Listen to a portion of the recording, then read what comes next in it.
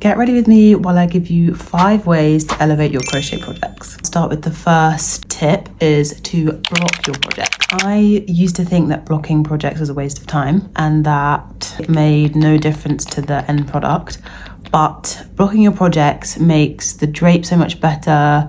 It makes it fit so much better if you're making wearables, and if you've crocheted anything unevenly, you can fix that while you're blocking as well. I think one of the things that really elevated my wearables was when I learned how to block. I have videos on my page of how to steam block, which is good for acrylic projects, and how to wet block, which is good for natural fibers. I've definitely noticed a difference in the quality of my projects since I started blocking them. The next tip is to make a gauge swatch. I know that none of us want to make gauge swatches and that they seem time consuming when all you want to do is start the projects, but gauge swatches prevent a lot of frogging because you know that you're roughly crocheting to the right size. I have done plenty of projects without gauge swatches that have turned out fine, but they often involve a lot more trial and error, and sometimes at the end of the project it's not quite the shape I wanted it to be or the size I wanted it to be, and that could have been prevented if I had done a gauge swatch.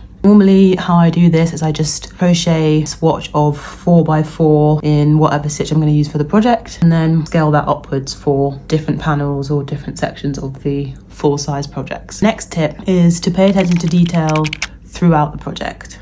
It's really easy to get focused on finishing, so try to ignore small imperfections or a hunch that something's not going to fit right and just carry on with the project.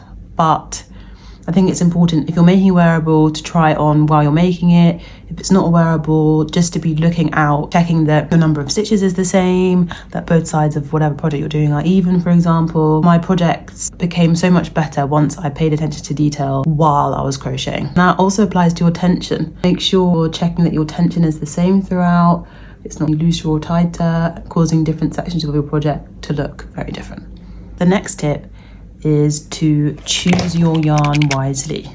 I find if I'm making wearables that I want to be breathable and wear in the summer, then something like cotton looks and feels so much better. I want to make like a really soft jumper for the winter, then something like mohair or alpaca would be really good. Just important to actually think about what yarn would look and feel the best for that project. My projects started coming out so much better when I was intentional with the fibre that I wanted to use. So do your research. There are loads of like Reddit threads and things like that where people kind of talk about what type of yarn they should use for the project they're thinking of doing. The next way to elevate your crochet game is by your stitch choice. It sounds really simple, but if you're picturing like a flowy, gappy garment that's got like lots of room to breathe, then you might want a stitch like double or triple crochet. If you want something that's a bit tighter, then maybe you want to work in single crochets, or you want to experiment. Once I started playing around with stitches and using some more unique ones, the quality of my garments changed. Time to do the risky eyeliner.